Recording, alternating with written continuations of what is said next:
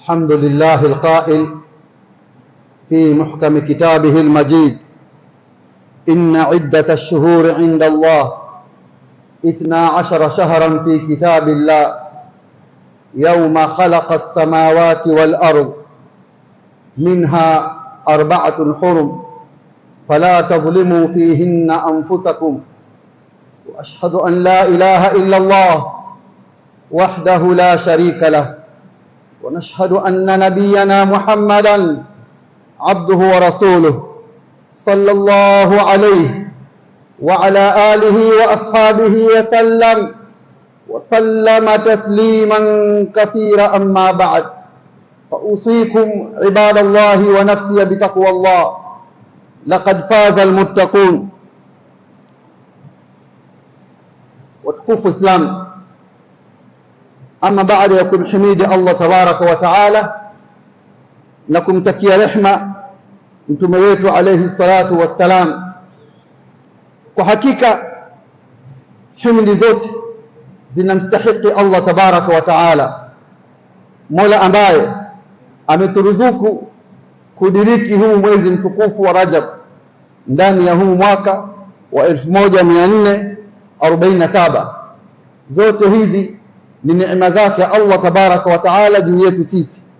Ndugu zangu Waislamu, Allah tabaraka wa taala yaf'al ma yasha, hufanya atakalo, na haulizi juu ya kile ambacho anachokipanga Allah tabaraka wa taala.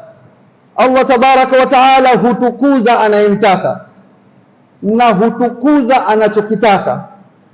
Hizi sentensi mbili ndio zitadumu katika mada yetu ya khutba ya leo ya Ijumaa insha Allah, juu ya kuelezea sehemu nyingine ya matukufu mbali na mwezi mtukufu wa Rajab. Yako na mengine ambayo Allah tabaraka wa taala ameyatukuza. Ndugu zangu Waislamu, Allah tabaraka wa taala amewatukuza viumbe vyake mbalimbali. Miongoni mwa hao viumbe ambao Allah amewatukuza, ibadullahul mukramin, malaikatur rahman.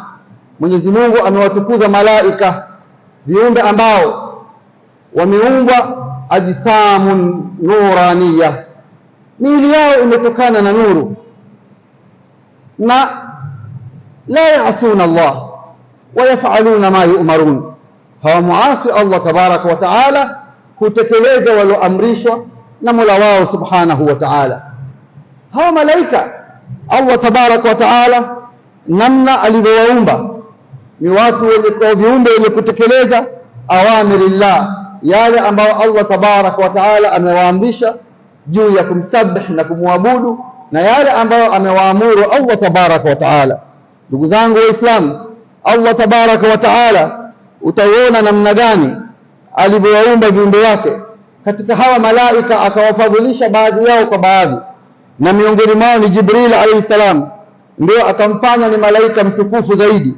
Akasema Allah tabaraka wa taala, innahu laqawlu rasulin karim dhi quwwatin inda dhil arshi makin muta'in thumma amin, ya kwamba Jibril alayhi salatu wassalam ni mjumbe ambaye mtukufu, dhi quwwa, ni malaika mwenye nguvu.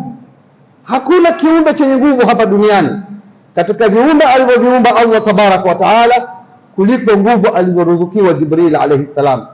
Kwa sababu ya nguvu alizopewa na utukufu alioruzukiwa na uaminifu aliojaliwa, Allah tabaraka wa taala akamchagua kumtuma risala kwa mitume wake alayhi salam, na ndiye aliyeteremsha vitabu vya Allah tabaraka wa taala mpaka kitabu cha mwisho Qur'ani al-Karim. Aliyeteremsha ni Jibril alayhi salam kwa sababu ya uaminifu wake na utukufu wake, ili kitabu cha Qur'ani kisiwe na shaka.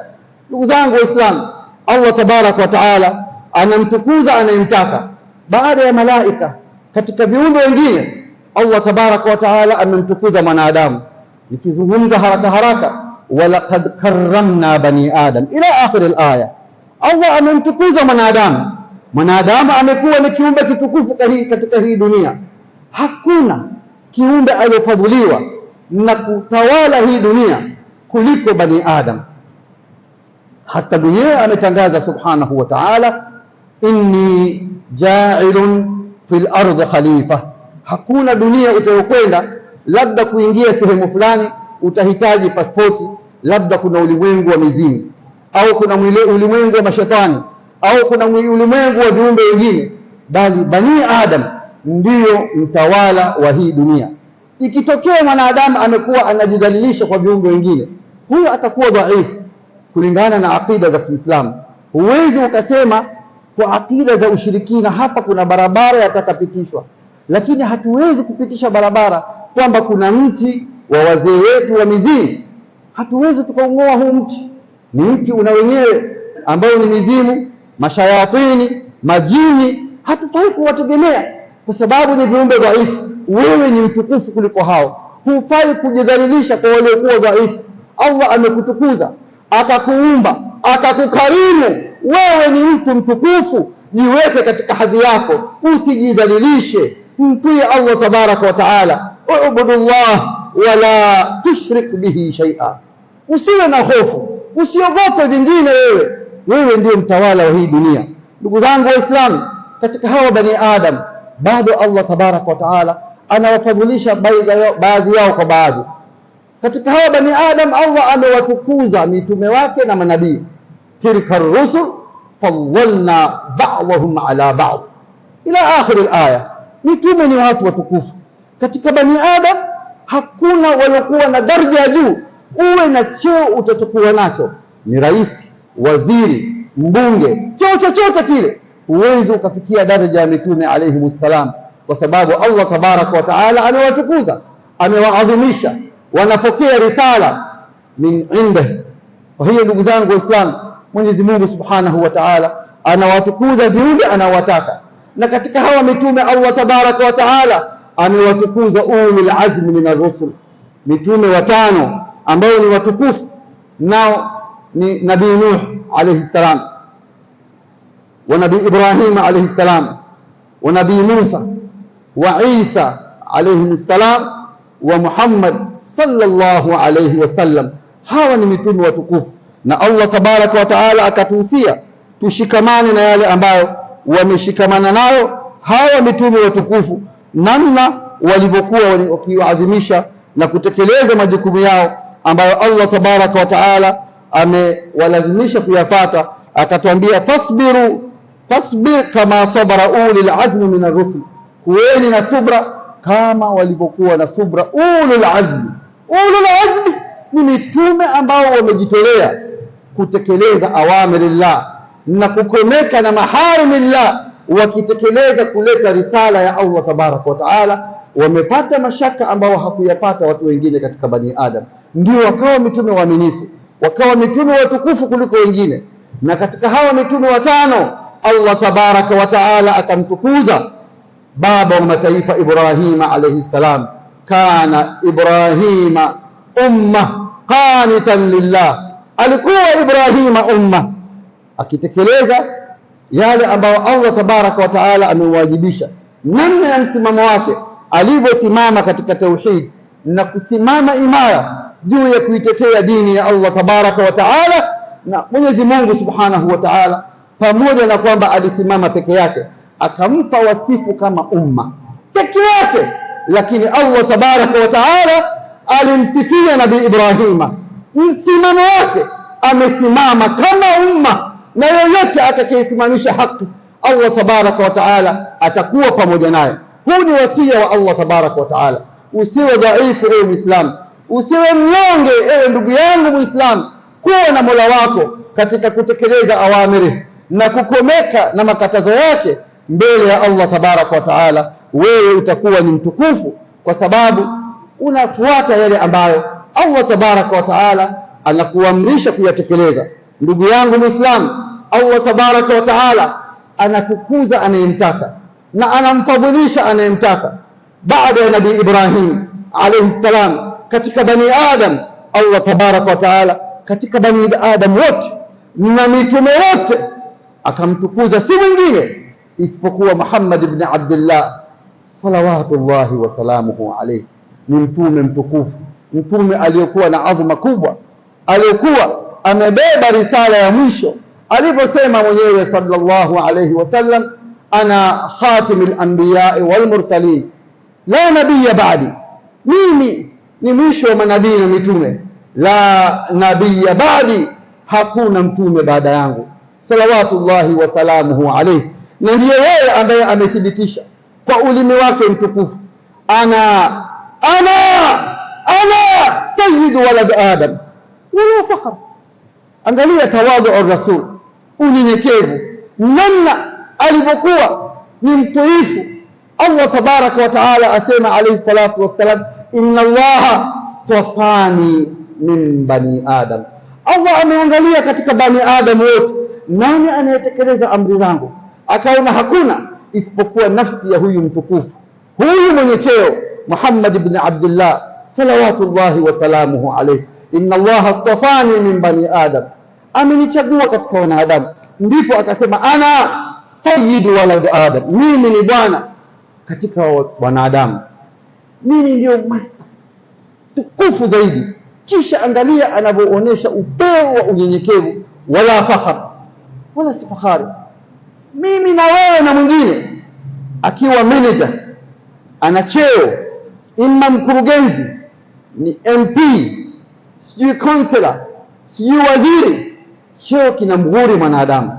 Mwanadamu hughurika na vyeo, hujiona basi yeye ashakuwa basi, sijui ana mali, ampata nyumba, ana gari, ajiona hata mwingine hana habari naye, yani wanata, ajiona basi ashafika yeye. Lakini Rasul alayhi salatu wasalam alikuwa anatawadha, alikuwa mnyenyekevu, hakutakaburu kwa cheo alichoruzukiwa na Allah tabaraka wa taala, kuonesha ukamilifu wa utukufu wake. Ndipo akasema wala fakhar. Tufundishwa sisi ummati Muhammad alayhi salatu wasalam tusiwe wenye kibri, tuwe wenyenyekevu, tuwe pamoja na kwamba Allah amekufadhilisha, usimuone mwenzako ni duni. Siku zote mwenzako umpe heshima ya ubinadamu na utu. Lakini mwanadamu hujisahau, akagua kutoka kwenye wasifu aliojaaliwa na Allah, akaingia mahali ambapo Allah tabaraka wa taala amepakataza na amepaharamisha. Ndugu zangu Waislamu, Mtume alayhi salatu wassalam anasema ana sayyidu walad adam wala fakhar, mimi ni bwana wa bani adam wala sio fahari. Si hivyo tu, bali Mtume alayhi salatu wassalam, ndugu zangu Waislamu, baada yake yeye ametangaza na kuwatukuza ashabe ridwanullahi alayhim, masahaba wake, na maelezo ya masahaba ni marefu. Baada ya Mtume sallallahu alayhi wasallam hakuna aliruzukiwa utukufu isipokuwa ni masahaba ridwanullahi alayhim, na wao wamezidiana wao kwa wao.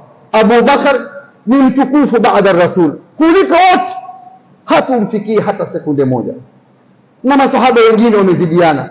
Alama ya kumjua mwovu anayewanyoshea vidole masahaba wa Mtume ridwanullahi alayhim, liannahum hafidhu lislam, hafidhu sunnati rasulillah salawatullahi wa salamuhu alayhi. Mpaka imetufikia wamepata taab, wamepata mashaka, wamepata madhila, mambo ambayo hakuyapata mtu mwingine, namna walivyopata shida. Wamekuwa ni watukufu, Qur'ani imewatukuza, sunna za Mtume alayhi salatu wasalam, nusus zimedhihirisha utukufu wa ashabi rasulillah ridwanullahi alayhim. Ama baada ya masahaba, nani watukufu katika bani adam? Ndio tunasema sasa wanakuja auliya Allah. Auliya Allah tumewataja mwanzo wa khutba, wote wale wameashiriwa moja kwa moja wametajwa. Tukifika auliya Allah hawakutajwa kwa majina.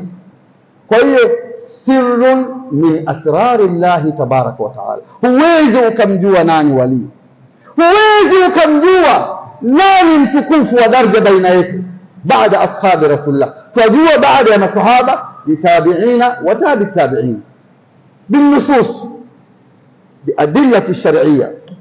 baada ya masahaba kwa utukufu tabiin utabi tabiin, hawa wamebeba risala ya kuhifadhi Uislamu, wameiandika hii Qur'ani. Kwa nini wasiwe watukufu?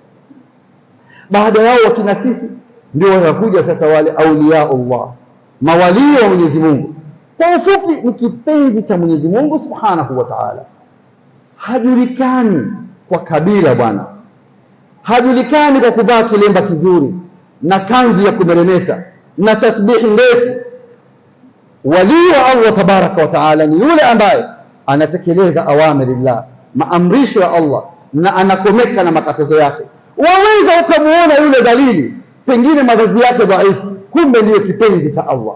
Wewe ngoja mtu fulani ni mtukufu kabila fulani, kumbe una mtu pale anatekeleza awamirillah. Huwezi ukaufungua moyo wa mtu ukajua nani mtukufu na nani mcha Mungu. Mwenyewe sallallahu alaihi wasallam anasema attaqwa hahuna, attaqwa hahuna, akiashiria kifua chake biyadihi al-yumna, kwamba ucha Mungu ni hapa. Huwezi ukajua nani mcha Mungu. Waweza ukamuona mtu muovu mara amebadilika, amefanya istighfar, akafuatanisha na toba, akawa ni mcha Mungu, na wewe unamhesabu ni muovu, kumbe ameshataghayyar. Mwenyezi Mungu amefungua milango ya kheri, amefungua ukurasa mpya min awliya illah habibur rahman. Allahumma ij'alna minhum ya rabbil alamin. Ni kipenzi cha Mwenyezi Mungu. Wewe unamhesabu kwa yale yaliyopita, lakini Allah tabaraka wa taala amemhukumu katika waja wake wema. Allah atujalie kuwa miongoni mwao insha Allah. Ndugu zangu Waislamu, na wahusia pamoja na kuhusia nafsi yangu, tushikamane na yale ambayo Allah tabaraka wa taala ametuongoza kwayo na Mtume alayhi salatu wasalam ametuongoza kwayo. Mambo ya kutemewa mate na mambo ya kuombea dua kwa pesa shilingi 10, shilingi 100, 500, 1000 ngapi, hayamo katika sheria. Kwamba huyu ni mtukufu, ulijuaje huyu ni wali? Ulifunguaje siri za Allah? Tumche Allah. Aqulu qawli hadha wastaghfirullah alazim li wa lakum wa lisairil muslimina wal muslimat wal mu'minina wal mu'minat innahu huwal ghafurur rahim wa huwal barrul karim.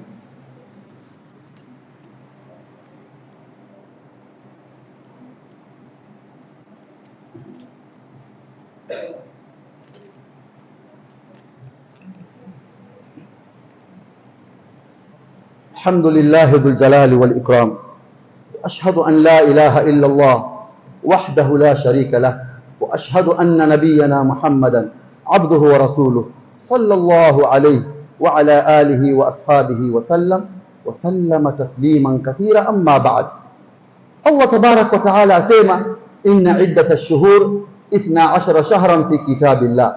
حقيقة idadi ya miezi mbele ya Allah 12 shahran, ni miezi 12. Minha, ndani ya hiyo miezi 12, 4 hurum, tuna miezi 4 mitukufu ambayo Rasul sallallahu alaihi wasallam anaibainisha, ambao mmoja uko peke yake ni huu mwezi tulionao, mwezi wa Rajab. Ni hii Jumaa ya kwanza ndani ya mwezi wa Rajab, na miezi 3 mutawaliyati inafuatana, nao ni mwezi wa Dhulqa'da, mwezi wa Dhulhajj na mwezi wa Muharram. Hii ni miezi mitukufu katika alivyovitukuza Allah tabarak wa taala katika mahali. Kwanza kabisa ni ardhi tukufu ya Makka, kisha ardhi ya Madina, kisha Baitul Maqdis. Na ukiswali katika misikiti hii zina fadhila kem. Msikiti wa Makka bi 1100 sala kwa sala 100, msikiti wa Madina bi 1000 sala kwa sala 1000, msikiti wa Aqsa wa sala 500. Yani ukaswali msikiti wa Makka swala moja ni sawasawa na swala katika misikiti mingine 100, malipo yake inda Allah. Na tunakwenda kwa sheria za nusus. Hufai kuadhimisha mahali ambapo sheria hazikukuambia. Mithala, Mtume alayhi salatu wassalam ameteremshiwa wahi akiwa katika ghari Hira, yuaje Jibril alayhi salam anamwambia iqra. Huwezi ukasema pale ghari Hira, maadam ndio wahi wa kwanza wa Qur'ani inashuka, iqra, tufanye mahali patukufu. Mayumkin, mpaka tupate sheria za Kiislamu katika nusus. Bila huwezi ukasema ile siku iliyoteremka Qur'ani ndio siku adhimu, majuzi. Kwa msingi huu huwezi ukasema msikiti wa mtu fulani ni mtukufu, haifai. Kwenda Karbala ni sehemu mtukufu, kwenda sijui wapi kaburi la fulani ni mahali patukufu, la yajuzu, haifai. Tunakwenda kwa sheria. Sisi ni wafuasi wa Muhammad ibn Abdullah, tunataka kuchukua kwake adilla shar'iyya juu ya kuyahukumu mambo. Vile vile Allah tabaraka wa taala ametukuza hii miezi mitukufu, imekuwa ni miezi mitukufu inda Allah subhanahu wa taala, huu mwezi wa Rajab. Kwa hiyo ndugu zangu Waislamu, Mwenyezi Mungu subhanahu wa taala akasema, fala tadhlimu fihinna anfusakum, wala msidhulumu nafsi zenu ndani ya hii miezi mitukufu. Dhulma katika Uislamu ni mlango mpana na hatuna nafasi ya kuyazungumza hapa, lakini kuna dhulma ya kumdhulumu Allah tabaraka wa taala, ukaenda ukamshirikisha Mwenyezi Mungu subhanahu wa taala. Inna shirka la dhulmun adhim. Na kuna dhulma unayofanya maasi, kukuswali, kukufunga, kukutoa zaka na mengineyo. Na kuna dhulma kumdhulumu ndugu yako Muislamu au mtu mwingine ukamdhulumu haki yake. Hii dhulma ya mwisho pia imegawanyika sehemu tatu. Sehemu ya kwanza ambazo amezitangaza katika haji alwadaa ni kumdhulumu mtu katika damu yake, inna dima'akum wa amwalakum wa a'radakum haramun alaykum ka hurmati yawmikum hadha fi baladikum hadha. Kwa hiyo Rasul alayhi salatu wasalam anaweka mikakati na nidhamu na akhlaq za Kiislamu, akibainisha mali zenu, hakika damu zenu, mali zenu, a'rad na heshima, ukavunja heshima ya mtu, haramun alaykum, ni tukufu kama ilivyokuwa tukufu mji wa Makka, kama ilivyokuwa tukufu siku za miezi mitukufu kama Dhulhajj, kama ilivyokuwa ni tukufu siku ya Arafa, ndivyo ilivyokuwa tukufu damu ya Muislamu, ndivyo ilivyokuwa tukufu mali ya Muislamu, ndivyo ilivyokuwa tukufu heshima ya mtu. Usivunje heshima ya mtu. Umekaa kijiweni, umekaa maskani, waanza kumzungumza mtu, yani yapita mtu unavuruga CV yake, yule hivi kiza kadha kadha. Ya nini kutaja ya watu wewe? Mwingine anampata mke wa mtu, yumpata atia maneno, ashindilia mambo mpaka aonekana yule mke hafai. Waijua toba yake wewe? Watu wanaachana, umevunja heshima ya mtu mpaka talaka imepita. Yote haya ni katika dhulma ambazo Allah tabaraka wa taala amezitahadharisha kwa indhari kubwa kupitia ulimi wa Mtume alayhi salatu wasallam. Tumeambiwa hii miezi mitukufu, hasa hii miezi mitukufu, watu wasidhulumu. Ndugu yangu Waislamu, maasi ni kitu kibaya sana. Maasi yana athari ya ajabu kabisa, yanaleta madhara makubwa. Kwa sababu ya kukithirisha maasi, Allah huleta balaa mbalimbali, maafa, misiba, misukosuko, alzalazila, kwa sababu ya maasi. Usiseme labda nina mkosi, labda nikaosha nyota. Hufai kuosha nyota wewe. Angalia wapi umemkosea Mola wako subhanahu wa ta'ala. Yuwakwambia wala tadhlimuhunna fihinna anfusakum, halafu unaenda kwenye maasi. Usihudhurie sehemu za haramu, unakwenda kwenye makrismas, unadhulumu haki za watu, unaiba mali za watu, umekabidhiwa amana, unachukua haki za watu. Allah subhanahu wa ta'ala hawezi kukuacha. Huna baraka katika maisha yako, huna kheri, balaa zitakuandama, mashakil, misiba, misukosuko, walzalazila. Yote haya yanakutana na mtu pale anapoingia katika balaa kubwa ya maasi. Nikimalizia kwa aya moja na hadithi moja tukizizungumza haraka haraka, ndipo Mtume alayhi salatu wasalam akaomba katika maombi yake ya asubuhi na jioni, akasema rabbi as'aluka khaira ma fi hadha al-yawm wa khaira ma ba'da. Kisha akaendelea wa a'udhu bika min sharri ma fi hadha al-yawm wa sharri ma ba'da. Mwenyezi Mungu, najilinda na shari ya siku ya leo na shari baada ya siku ya leo. Chukua mwisho wa dua huu.